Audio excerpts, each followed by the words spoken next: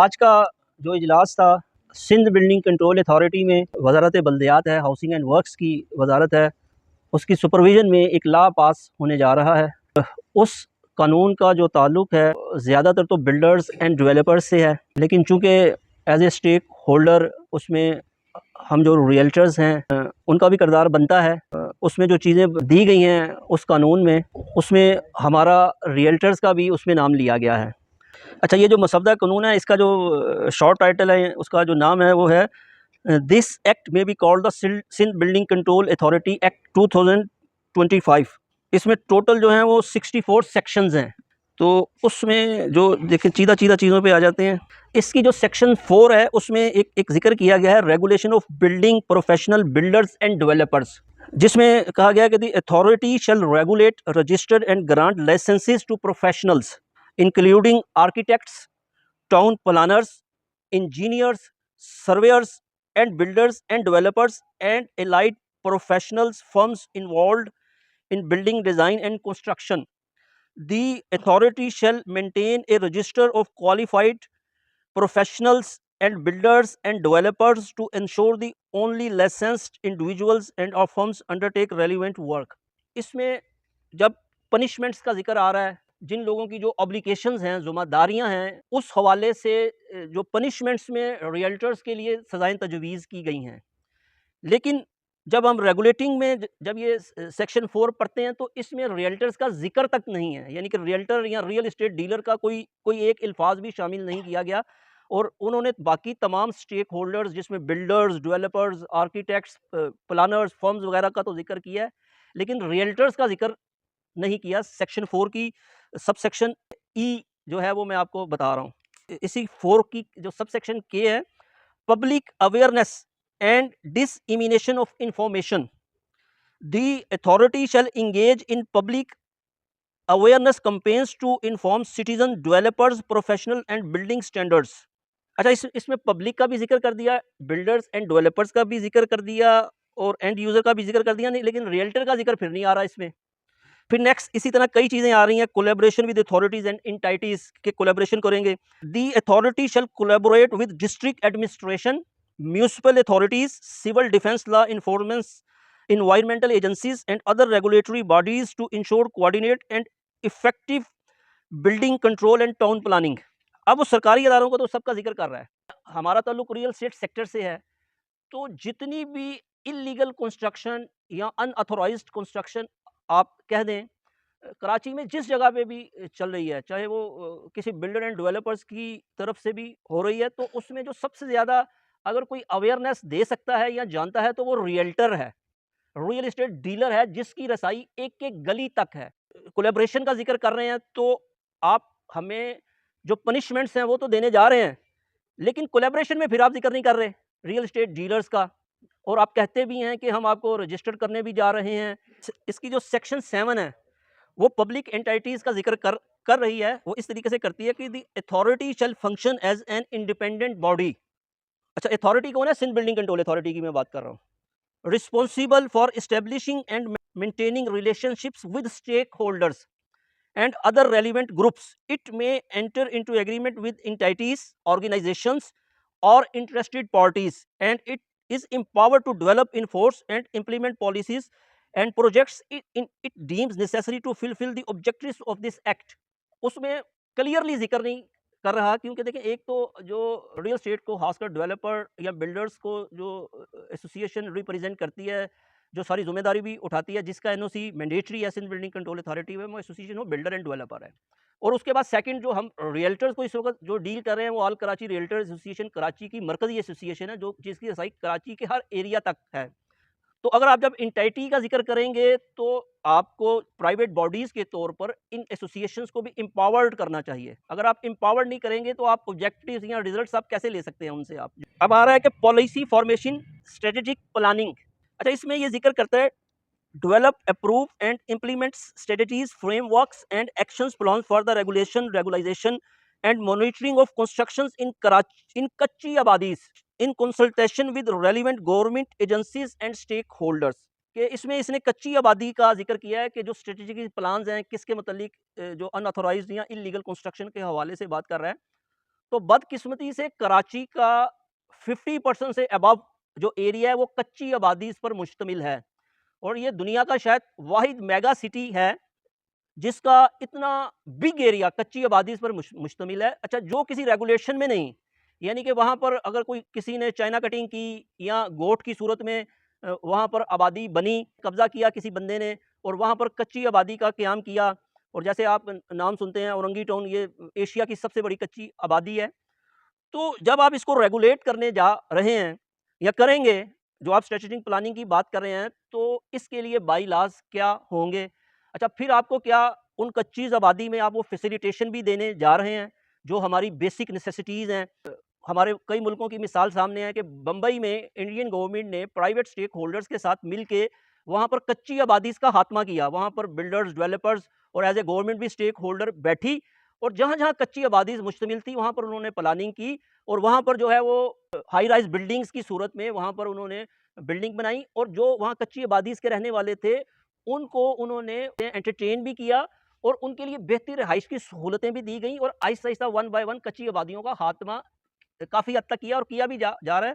लेकिन चूँकि हम अपने शहर की बात कर रहे हैं कराची में, मेरा आपका सबका ख्वाब यही है कि अगर कोई कच्ची आबादी है, गोठ या किसी भी सूरत में, उसको भी वो फैसिलिटीज़ मिलनी चाहिए जो एक डिफेंस के रिहायशी को मिल रही हैं। इस सिलसिले में आपका क्या स्ट्रेटेजिक प्लान होगा, इसके ऊपर भी बात होनी चाहिए, और हम अभी इसका कमेटी भी अनाउंस करेंगे जो इन चीज़ों के ऊपर गवर्नमेंट से बात करेगी। Public engagement and transparency, approve framework for public consultation and stakeholders engagement in planning, regulation and policy development, ensure publication of decisions, regulation and relevant record in the prescribed manner to promote transparency। इसमें भी real estate dealers सबसे बड़े stake holders हैं इस चीज़ में भी।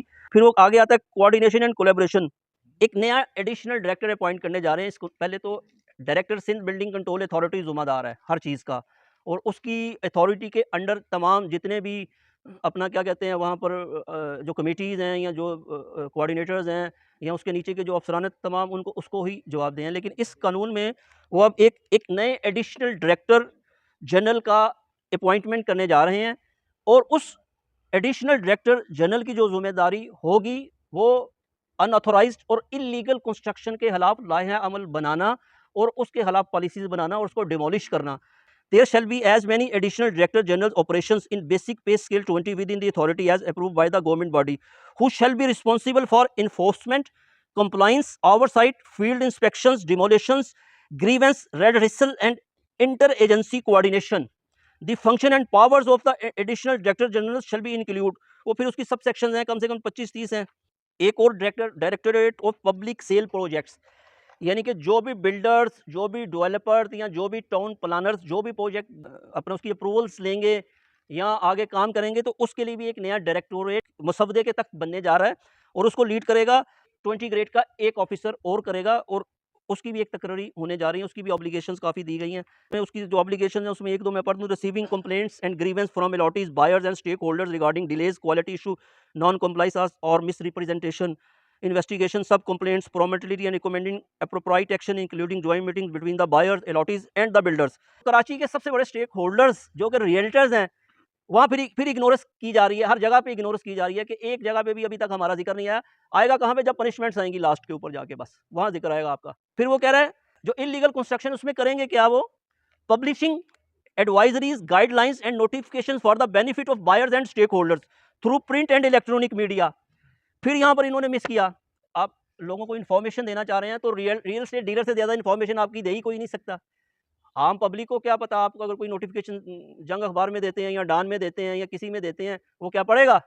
उसका concern matter नहीं है, क्योंकि इसलिए नहीं है कि वो जनरल न्यूज़ पढ़ेगा उसके बाद साइड पे रख देगा। तो जिस स्टेक होल्डर को अवेयरनेस के लिए आपने ऑन बोर्ड लेना है उसका इसमें कोई जिक्र तक नहीं है। अच्छा, फिर cancellation of building approval upon material violation, जब आपको वो अप्रूवल दे देते थे, चाहे आपका रेजिडेंशियल है या कमर्शियल कोई बिल्डिंग है आपकी, तो अप्रूवल देने के बाद उसकी कैंसलेशन नहीं थी, जो पिछले बाई लॉज हैं जो सिंध बिल्डिंग कंट्रोल अथॉरिटी में है।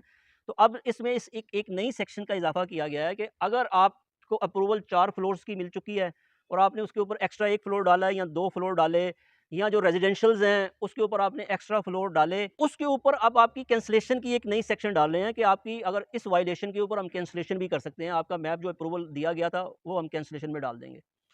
इसमें वो 20% लिटिगेशन की इजाज़त दे रहा है कि 20% तक लिटिगेशन हम बर्दाश्त करेंगे, उससे ऊपर की नहीं, लेकिन वो भी किस सूरत में, अपना हॉरिजेंटल हाई राइज पे नहीं।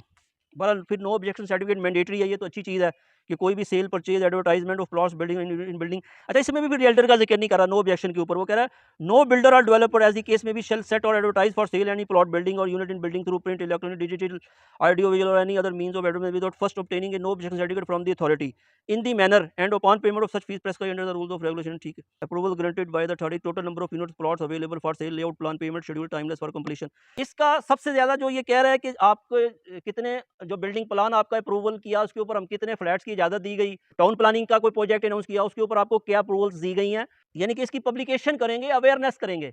को सबसे ज़्यादा तो हमें अवेयरनेस करनी चाहिए ना। एक बिल्डर ने अगर 10 फ्लैट्स की अप्रूवल ली है तो हर रियल्टर के पास उसकी एक्सेस होनी चाहिए कि जी इस बिल्डिंग में 10 की अप्रूवल्स दी गई है, 11वां फ्लैट बिल्डर जो है उसकी फाइल नहीं बेचेगा। या कोई सोसाइटी है उसमें अगर उसने 100 प्लॉट काटे हैं तो वो 101 नहीं बेच सकता। उसकी सबसे ज़्यादा हमें ज़रूरत है अवेयरनेस की। माल तो मैंने आपने बेचना है इनका, वो बिल्डर डेवलपर तो मैं सबकी बात नहीं कर रहा, लेकिन ब्लैक शीप्स हैं। तो इसमें भी सबसे ज़्यादा रियल्टर्स को ज़रूरत है इंफॉर्मेशन देने की और लिस्टें देने की। अच्छा, इसके ऊपर हमारी अंडरस्टैंडिंग भी हुई थी, एक हमारी कमेटी बनी थी इसी चीज़ के ऊपर, जिसके ट्यूआज़ यही थे जो इस पे लिखे हैं ना इस बाई लाज़ में। बदकिस्मती से वो कमेटी नागज़ीर वजूहात के ऊपर ख़त्म कर दी गई, जिसमें 6 director Sindh building control authority के थे और 6 नुमाइंदे हमारे आल कराची रियल्टर एसोसिएशन की तरफ से बैठे थे। उसका बाकायदा नोटिफिकेशन जारी हुआ था, लेकिन नोटिफिकेशन के बाद फिर उसको अपना क्या कहते हैं ख़त्म कर दिया गया था। वो अभी तक जो है ना उसी स्टेटस पे खड़ा है। और वो बहुत अहम अचीवमेंट थी आल कराची रियल्टर एसोसिएशन की कि आपको एक अदारे ने बाकायदा ऑथोराइज्ड कर दिया था और हमें बाकायदा लाइसेंसिंग भी शायद वहाँ से दी जाती। ऑन टाइम जो है वो डिलीवर नहीं करता बिल्डर, तो उसके ऊपर उन्होंने उस पे कॉस्ट का शायद 1% या उस पे उसकी पनिशमेंट दी है। इसी तरह परचेज़र अगर जो है टाइम पे नहीं देता तो उसकी ऑब्लिगेशन इसमें लिख दी गई हैं। ये अच्छी चीज़ है, ये होनी चाहिए। ये रियल एस्टेट रेगुलेटरी का जो लॉ है, रीरा जो है, उसमें ये सब ऑब्लिगेशन ऑलरेडी दी गई हैं। ये सेक्शन 35 और 36 है इसी की ना करता है या मिस गाइडेंस करता है तो उसके ऊपर 5 मिलियन रुपीज़ 50 लाख रुपए जुर्माना, सस्पेंशन और cancellation of the NOC for sale, black list और डिस्क्वालीफाई डायरेक्टर जनरल एसबीसी मे डिटरमाइन, यानी कि उसको ब्लैक लिस्ट भी कर देंगे, डिस्क्वालीफाई भी कर देंगे। उसकी authority DG Sindh building control authority के पास है। आप कोई बिल्डिंग बनाते हैं तो उसके बाद आप 12 मंथ तक उसकी मेंटेनेंस के जिम्मेदार हैं, 1 साल तक। तो ये भी एक अच्छी चीज़ है। फिर डेंजरस बिल्डिंग्स, हेरिटेज वगैरह उसकी के लिए कर रहे हैं कि उसको महफूज करने के लिए अपना क्या कहते हैं उसमें कुछ सेक्शंस डाली हैं। अहम सेक्शन हैं वो अब आ रही हैं कि restrictions on general public utility providers registering authorities and real estate agents. अब पनिशमेंट पे आ गया वो, उसमें अब रियल एस्टेट एजेंट्स का नाम ले रहा है लास्ट के ऊपर सेक्शन 51 में आगे। वो कह रहा है no person shall knowingly purchase lease rent और ऑक्यूपाई एनी इलीगल बिल्डिंग और ऑथोराइज्ड बिल्डिंग और any approved building that has been constructed with sanctions plans but lacks an approval completion certificate or occupancy certificate issued by the authority। अब इसके ऊपर वो हमें पाबंद कर रहा है, रियल एस्टेट एजेंट्स को भी पाबंद कर रहा है और आम शख्स को भी पसंद कर रहा है, अपना पाबंद कर रहा है कि अगर आपको मालूम है तो आप जो है ना इसकी सेल परचेज नहीं करेंगे। अगर आपने की तो फिर जो है ना आप जिम्मेदार होंगे, हम जिम्मेदार नहीं हैं। हम हाजी नमाजी अल्लाह ताला के नेक आदमी हैं, हमारी कोई जिम्मेदारी नहीं होगी। परचेजर की जिम्मेदारी है और रियल एस्टेट एजेंट की जिम्मेदारी है। No person builder, developer, real estate agent, property dealer or any other individual or entity shall promote, market, advertise, offer for sale, negotiate or execute any agreement, instrument or transaction for the sale, purchase, lease, sublease or rental of any illegal or authorized building or structure or any approved building which lacks completion or occupancy certificate from the authority। जितनी illegal buildings, जितनी unauthorised construction या China cutting या कुछ भी है, अब हर चीज़ में हमारा नाम अब शामिल कर रहा है। लास्ट के ऊपर आगे जब पनिशमेंट देनी है आपको बाकायदा लेजिस्लेशन के जरिए, पहले तो वर्बली था या कोई एडमिनिस्ट्रेटिव ऑर्डर के तक जिसमें डिप्टी कमिश्नर्स कमिश्नर्स जो टाउन इंतजामिया थी उसको मुलवस किया गया था। अब बाकायदा लेजिस्लेशन के जरिए मुकर्रर कर रहे हैं। दूसरे लफ्ज़ों में अब ये नए स्टेक होल्डर्स हैं, यानी कि अब इस सिस्टम में वो भी आ जाएंगे। जैसे पहले सिंध बिल्डिंग कंट्रोल अथॉरिटी के साथ आप डील करते थे, अब आप कानूनी लिहाज से अब इन लोगों से भी डील करेंगे। Role of district local government administration in monitoring and enforcement. असूली तौर पे देखिए एक एंटिटी होनी चाहिए। जैसे आप सिंध बिल्डिंग कंट्रोल अथॉरिटी है, उसी के अंडर में आप आएंगे, या कोई भी एक एंटिटी हो। जैसे कैंटोनमेंट में आप कैंटोनमेंट को जवाब दें बस, उसके अलावा कोई नई एंटिटी शामिल नहीं है। अब सक्कर में भी ऐसे ही होगा, नवाब शाह में भी ऐसे होगा, हर जगह पे ये सब सिस्टम चलेगा। हैदराबाद में भी यही होगा सब जगह पे। अब उसमें वो शेड्यूल कह रहा है इलीगल बिल्डिंग्स, बिल्डर्स, डेवलपर्स और ऑनर्स, एनी बिल्डर, डेवलपर और owner who plans, undertakes, causes or permits and the construction, erection, alternation, marketing or sale of any illegal building, that is a building or structure raised on land without lawful title or land use approval in violation of zoning regulations. अब इसमें दो चीजें difference है, एक unauthorised चीज अलग है, illegal अलग है। इलीगल में वो कह रहा है जिसकी जमीन का टाइटल ही ठीक नहीं है, उसके ऊपर आपने लेआउट प्लान पास करवा दिया। अच्छा, अब वो कह रहा है shall be punishment with imprisonment up to 5 years, 5 साल की सजा, fine up to 10 million rupees, confiscation and demolition of the illegal structure, उसको डिमोलिश भी करेंगे, department black listing from construction activities for up to 5 years, 5 साल तक आपको black list कर दिया जाएगा। बिल्डर, डेवलपर्स और ऑनर्स, यानी कि जो ऑनर भी है उसकी भी बात हो रही है। अब सेक्शन 2 में रियल एस्टेट एजेंट को ले रहा है, वो कहता है illegal buildings, real estate agents, property dealers. अब इलीगल या अनऑथोराइज्ड में प्रॉपर्टी डीलर मशवरा देते हैं जाके, मैंने तो एक कमीशन लेना है 1%, मैंने एक 10 लाख की चीज बेची है तो 10,000 रुपये मेरा कमीशन बनता है या 20,000 बनेगा। अब वो कह रहा है तू भी जिम्मेदार है सब चीजों का, ये तेरी वजह से सब चीजें होने। एनी रियल एस्टेट एजेंट और property dealer who promotes, markets, advertise, offers, negotiates or facilitate the sale, purchase, lease or rental of any illegal building shall be punishment with imprisonment up to 3 years, 3 साल की सजा है आपको, fine up to 3 million rupees, 3 million का आपके ऊपर जो है ना वो होगा, black listing from acting as a real estate agent और property dealer up to 5 years। अब ये बड़ी मजेदार चीज है, तीसरी चीज में जो आता है वो कहता है आपको मैं ब्लैक लिस्ट करूंगा।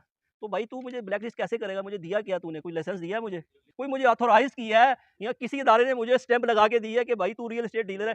ये चीज अब हम कह रहे हैं मिनिस्टरों को भी, सबको कि भाई पहले लाइसेंसिंग तो करो, मुझे नाम तो दो, मैं कौन हूँ। तीसरे पे आ रहा है फिर illegal buildings, occupants, purchaser, लीजेस, any person who knowingly purchase, leases, rent or occupies any illegal building shall be punishable with imprisonment up to 2 years and fine up to 2 million rupees and evacuation selling of the premises। वो कह रहा है कोई भी purchase करता है नॉनली, अब honour, अब परचेजर पे आ रहा है, अब मैंने परचेज कर ली, मैं अननोन पर्सन हूँ, मुझे नहीं पता, मैंने एक चीज परचेज कर ली, कह रहा तूने अगर ये इलीगल या ये चीज की तो तुझे भी 2 साल की कैद है। पहले उस परमिसेस में मैं बिल्डर के पास फंसा हूँ जिसने बनाई, उसको मैंने पैसे दिए, पैसे देने के बाद अब वो कह रहा है तू मेरे पास भी अब आ, 2 साल की तुझे मैं तेरे पे FIR काटूंगा, 2 साल की सजा दूंगा और उसके बाद तुझसे भी 2 million जुर्माना करूंगा। अब unauthorised building, any builder, developer or owner who undertakes construction or alternation of a building without sanction of plans, permits or mandatory approval from the authority।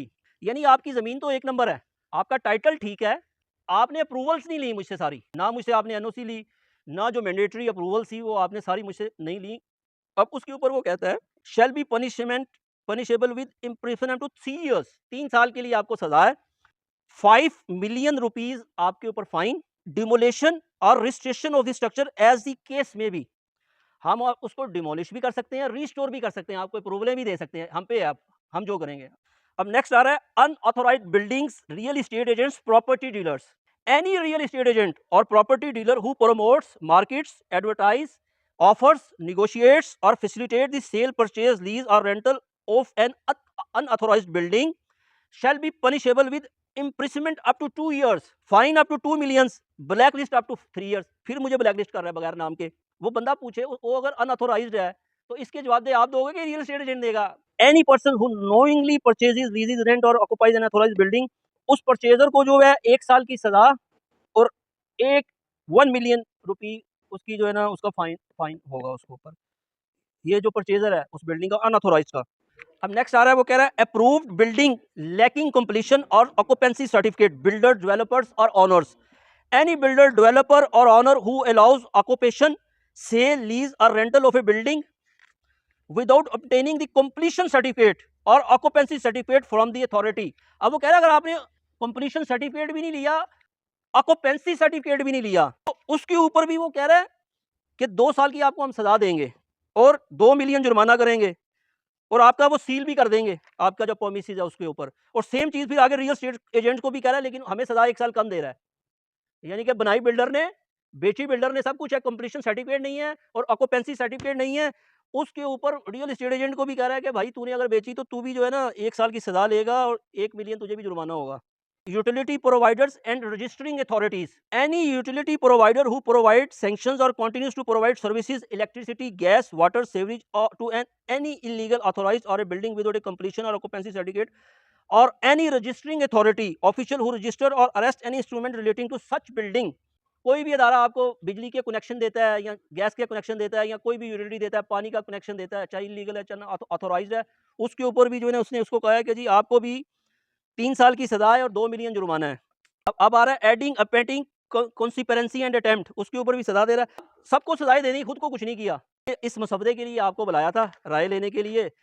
मेरी जो है सिंध गवर्नमेंट से ये और वज़ीर बल्दियात साहब से ये रिक्वेस्ट होगी हमारी और कराची की जानिब से कि सर ये जो लेजिस्लेशन आपने बनवाया है, ये जिससे भी बनवाया है, तो उसको पहले तो सलूट लगाने चाहिए कि एक जब आपने हम रियल एस्टेट एजेंट रजिस्टर्ड ही नहीं है तो उसको सज़ाएं आप जो दे रहे हैं और जो उसको ज़िम्मेदार करार दे रहे हैं, यहाँ तो ये पोजीशन है कि सारी सज़ाएं जो है वो बिल्डर के लिए भी हैं जिसने बिल्डिंग बनाई है, और उसके लिए भी हैं रियल एस्टेट एजेंट के लिए जिसने जो है वो जो फिज़िकल बिल्डिंग थी उसको बुक किया है या उसको बेचा है, उसमें जो बेज़ाब्तगियाँ हुई हैं तो वो उनके अगर ज़िम्मेदार ये रियल एस्टेट एजेंट्स और बिल्डर हैं, तो क्या आपके SBCA के कोई भी जो है इदारे के लोग नहीं हैं जो ये लोग जो वो काम करवाते हैं इदारे के लोग, वो कोई ज़िम्मेदार नहीं है? सारे ज़िम्मेदार जो हैं वो रियल एस्टेट एजेंट हैं और बिल्डर्स हैं। और जिन लोगों ने आवाम से पैसे लेके कोई चीज़ बनाई नहीं है उसके लिए कोई कानून यहाँ पे आप लोगों ने सिंध में बनाया या ऐसा कोई कानून है? जिनके साथ जिनकी जमा पूंजी डूब गई, जो ओवरसीज क्लाइंटों ने यहाँ पे सिंध में पैसा लगाया बिल्डिंग्स में या जो एनिमेशंस में दिखाई गई या सोसाइटीज़ में, तो उनके लिए कोई ऐसी आपने लेजिस्लेशन बनाई है कि उसको आप किस तरीके से रोक सकेंगे उन चीज़ों को, और लोगों को किस तरीके से आप उनके सरमाए का तहफ़्फ़ुज़ दे सकेंगे? हुकूमत जो है वो इदारे इसलिए बनाती है कि अवाम को तहफ़्फ़ुज़ दे सकें। इदारे अवाम को तहफ़्फ़ुज़ दे नहीं रहे, ये इदारे तो सिर्फ़ और सिर्फ जो है वो पैदागिरी कर रहे हैं। अब इसके अंदर जो DG अब नए आप बना रहे हैं तो वो मज़ीद एक जो है वो लायबिलिटी बढ़ा रहे हैं रियल एस्टेट एजेंट पे और बिल्डर्स पे। तो हमारी तो ये रिक्वेस्ट होगी कि सबसे पहले तो जो आप SBCA के अंदर लोग बैठे हुए हैं उनको सुधारने की ज़रूरत है कि जो गलत ये जो गैर कानूनी जो होती हैं कंस्ट्रक्शन इसमें मुलविस हैं, और ये जो मसौदा है या लेजिस्लेशन है ये मुझे नहीं लगता कि किसी वकील ने बनाई है, ये बनाई है किसी इंस्पेक्टर ने जो बिल्डिंगें तोड़ने के लिए जाता है तो उसने अपने हिसाब से ही बनाई है कि सारी सजाएं जो है वो दे दी गई हैं रियल एस्टेट एजेंट्स को और बिल्डर्स को, और खुद जो है इदारे वाले वो सिर्फ सजाएं देने के लिए वो अब बन गए सेशन कोर्ट, हाई कोर्ट और सुप्रीम कोर्ट का किरदार अदा कर रहे हैं। बाकी रियल्टर जो है वो मुजरिम है, बिल्डर जो है वो मुजरिम है। यहाँ पे बिजनेस कम्युनिटी को जो है इस तरीके से ये सजाएं लिखना, या जो लोग चलें गलत कर रहे हैं उनके लिए तो एक ठीक है, समझ आती हैं चीज़ें, मगर जो अच्छा काम करने वाले हैं उनको कोई प्रोटेक्शन भी तो दें। जो अच्छा काम कर रहे हैं, साफ सुथरा काम कर रहे हैं, यहाँ तो सिर्फ प्रोटेक्शन उसके लिए है, आवाम को भी लूट रहा है, मुल्क को भी नुकसान दे रहा है। तो हमारी यही रिक्वेस्ट होगी सईद गनी साहब से, सिंध गवर्नमेंट से, कि इन चीज़ों को बेहतर बनाएं और इसमें हम लोग जो है स्टेक होल्डर्स को भी वो शामिल रखें ताकि हम इसमें अपना बेहतर किरदार अदा कर सकें। अवाम जो है उसका सरमाया महफूज हो, लोग पाकिस्तान में इन्वेस्टमेंट करें और मुल्क तरक्की करे। हम लोग जो रियल एस्टेट हैं अपने आप को कुछ वर्थ है हमारी, आप समझे इस बात को। अब एक पान वाला भी जो है ना रियल एस्टेट वाला बना हुआ है, जनरल स्टोर वाला देखो तो वो भी रियल एस्टेट वाला बना, तो हम कहाँ खड़े हुए? ये सारी गलतियां जो है ना ये हमारी अपनी है। हम अपने दोस्तों को ज़रा सा समझाएं कि भाई जब मीटिंग हो रही है इसके अंदर आप लोग आएँ, यहाँ जो भी फैसले होते हैं, जो भी बात होती है, किसके लिए हो रही है? हम KDA जाते हैं, हम जब तक पैसे नहीं देते, जब तक हमारी फाइल वेरीफाई नहीं होती, और वेरीफाई भी होती है तो पता चलता है कि भाई वो अपनी तरफ से उसने बता दिया। तो ये सारी गलतियां जो है ना ये हमारी अपनी है। तो इन गलतियों को सुधारा एक ही तरीके से जाता है कि हम एक मुट्ठी बन जाए। देखिए 1 2 4 5 6 उंगलियां भी है ना, ताकत नहीं है, मुट्ठी में ताकत है। रायल भाई भी हैं, अगर जब तक हम रायल भाई या अपना रहमान भाई के साथ नहीं चलेंगे ना तो ये कुछ नहीं कर पाएंगे। इनके साथ हम चलेंगे तो ये हमारे लिए चलेंगे ना। आज हमारी क्या वैल्यू है? आज मेरा ख्याल है काफ़ी टाइम हो गया कि हम रजिस्ट्रेशन की बात करते हैं, अब तक हो नहीं पा रहा। हमें पता है भाई रहमान भाई, रायल भाई बहुत कोशिश कर रहे हैं, लेकिन कोशिश के लिए पीछे से इनको भी लगे ना कि आप लोग सपोर्ट करोगे तो ये और आगे बढ़ेंगे ना। अब इस कागज़ के अंदर इन्होंने 10 चीज़ें लिख दी वकील कि भाई रियल एस्टेट वाले को ये सज़ा मिलेगी, रियल एस्टेट वालों को ये सज़ा रहेगी। हम खड़े किधर हैं कि हमें मिलेगी? आज हमारे पास एक मौका है। जो एक्ट था SBCA का 1979 का, उसको अभी वो मनसूख करके सिंध गवर्नमेंट जो है एक्ट जो है 1925 जो है वो बनाने जा रही है। अगर हम स्टडी करते हैं जो इसमें शकें डाली गई हैं, कानून कम और मजाक जो है वो ज़्यादा लग रहा है। एक बंदा अगर किसी फ्लैट को या किसी घर को किराए पे भी देता है तो उसको भी सज़ा मिल रही है। असल में क्या है कि जो जितने भी इदारे हैं, गवर्नमेंट को चाहिए कि उन इदारों को साफ बनाए, उन इदारों को सही करे। अगर इदारे सही होंगे तो इस तरह की बेदाब्तियाँ होंगी ही नहीं। अब इलीगल जो है, अगर ज़मीन इलीगल है उस पे एक बंदा प्रोजेक्ट बनाता है, अगर उसको SBCA उसकी अप्रूवल ही नहीं देगी तो रियल्टर कोई कहाँ से बेचेगा। तो बुनियादी जो इसमें जिम्मेदारी बनती है वो इदारों की बनती है। तो गवर्नमेंट को सबसे पहले उन इदारों को सही करना चाहिए, ठीक करना चाहिए जो इसकी अप्रूवल देते हैं। और आखिर में जो है ना, रियल एस्टेट को किसी भी जगह पे ऑन बोर्ड नहीं लिया गया इस कानून में, लेकिन जब सज़ा की बारी आई तो उसमें रियल एस्टेट का नाम डाला गया। रियल एस्टेट की जो अपनी एक वर्थ है, वो मैं हमेशा कहता हूँ कि एक ऐसी वर्थ है कि जैसे किसी भी गाड़ी को, चाहे वो एरोप्लेन से लेके एक छोटी सी मोटरसाइकिल हो, उसमें फ्यूल डलता है। तो कंस्ट्रक्शन की दुनिया के अंदर, तामीरात की दुनिया में, डेवलपर्स की दुनिया में रियल एस्टेट का काम एक फ्यूल के बराबर होता है कि उस फ्यूल के बगैर वो ना डेवलपर चल सकता है, ना कंस्ट्रक्टर कोई बिल्डर चल सकता है।